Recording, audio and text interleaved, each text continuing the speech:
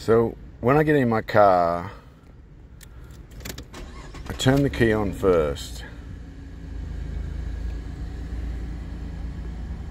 If you watch this, it sits on 1000. Then put my seatbelt on and I plug my phone in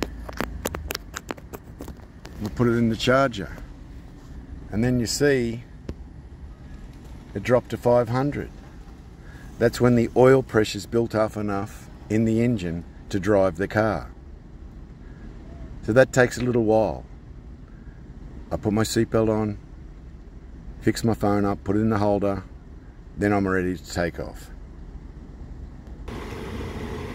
So this is the Yamba Bowling Club where I was parked last night. I've got my seatbelt off, so I'll just drive where I drove last night.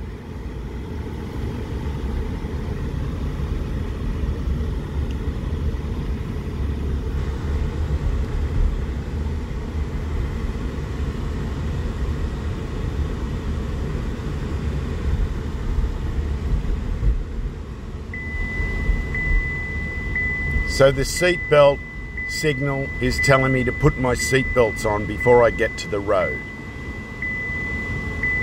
I'd already put my seatbelt on, so that didn't happen.